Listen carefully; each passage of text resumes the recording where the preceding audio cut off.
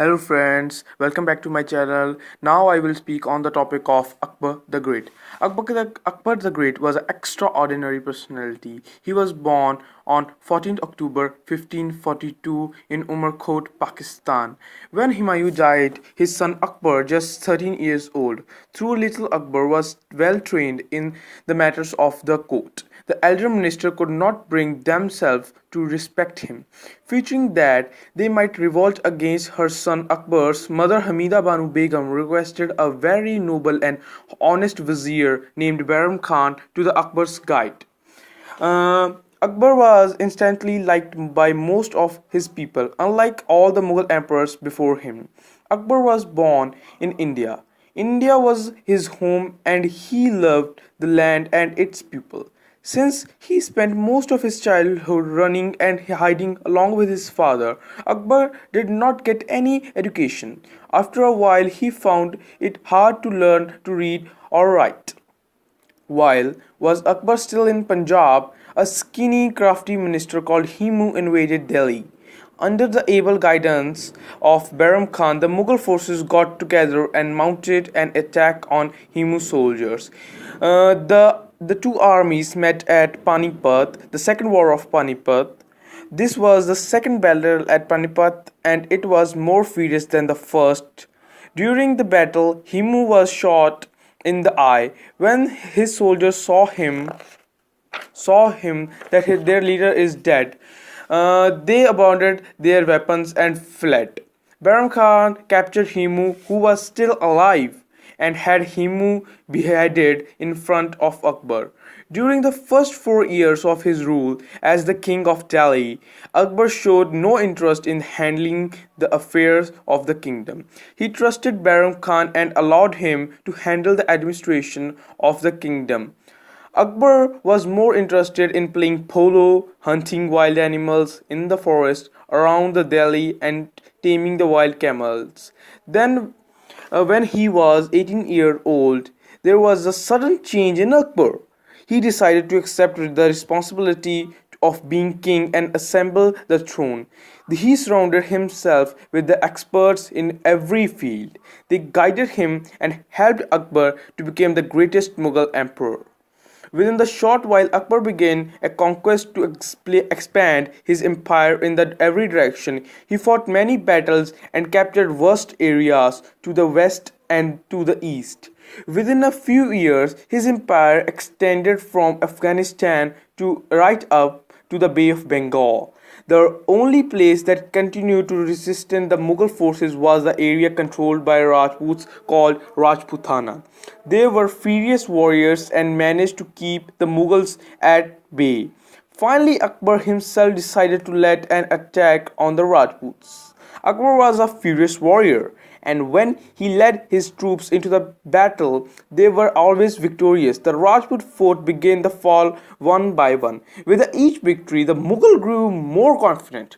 Finally, Akbar and his soldiers were faced with the biggest of the Rajput forts, the capital of Rajputana, the fort of Chittor, the capital of Mewar. A furious Rajput called Uday Singh, along with his son, general named Jaimal Singh, defended very fiercely. In 1567 AD, Akbar launched his attack on Chittor. This battle, known as the Battle of Haldigati. Standing at the bottom of the hill, Akbar realized that capturing the fort would be a difficult task. He instructed his men to launch short, furious attacks on the fort. For 4 long months, these short attacks continued non-stop. Often, Akbar himself led the attack. On many occasions, Akbar managed to spot the furious Jamal leading the defenses inside the fort. Akbar realized that he had to kill Jamal if he wanted to capture the fort. So he hatched a plan to kill Jamal. One day, Akbar picked up his favorite gun and made his way to one side of the fort and hid himself. His soldiers attacked the fort a few hundred feet away. Jaimal quickly launched a counter-attack on Mughal soldiers, not knowing that he was open to an attack from Akbar. Akbar was an excellent marksman. When Akbar spotted Jaimal through one of the fort's wall, he fired a shot. Jaimal dropped to the ground. When Rajput soldiers saw their general dead, they panicked and retreated of the center of the fort. As their king Uday Singh escaped with his horse called Chetan, the brave Rajput soldiers prepared to defend the fort with their life.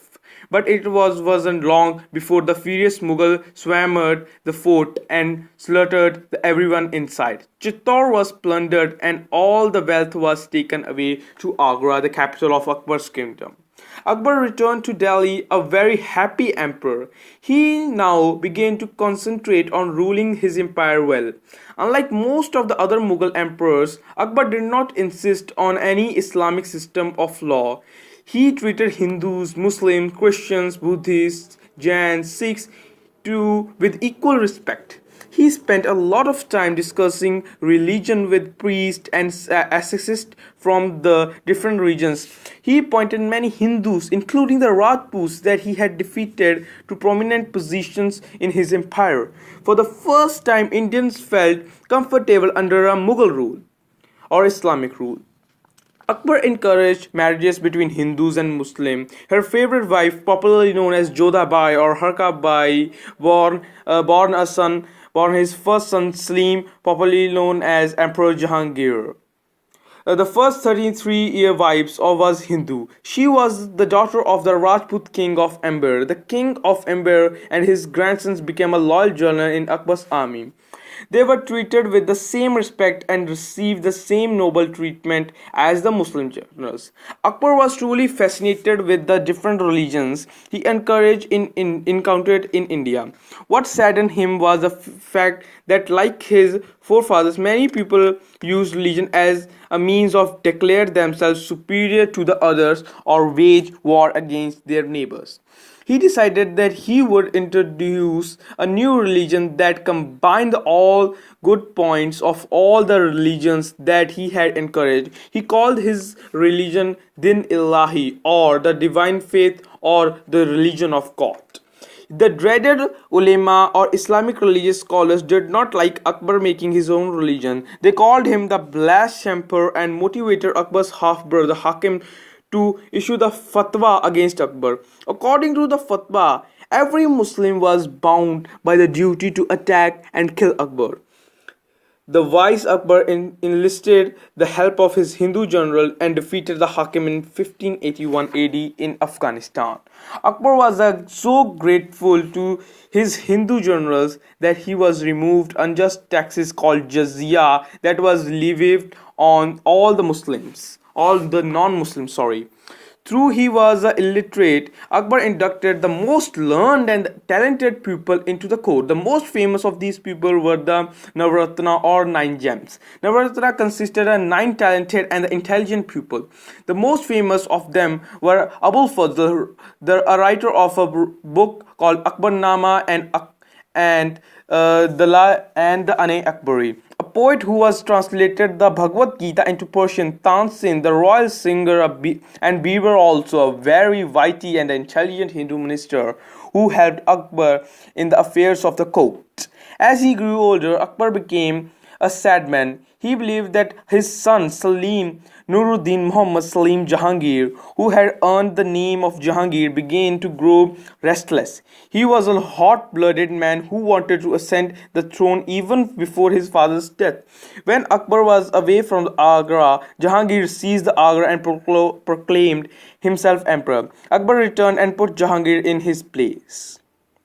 When his father was away from impatient and Prince ascended the throne and proclaimed himself as Jahangir, which means the conqueror of the world. When Jahangir fell madly in love with a dancing girl named Anarkali, Akbar objected and had the girl moved into far away palace. This made Jahangir hate his father more. When Akbar finally died in 1605 AD, Jahangir was very happy. The son who had loved so much had betrayed him. Akbar fell ill and finally died in 27th October 1605 AD. The greatest king of Mughal emperor died. Thank you for watching this video. Love you. Please subscribe and like my channel. Thank you.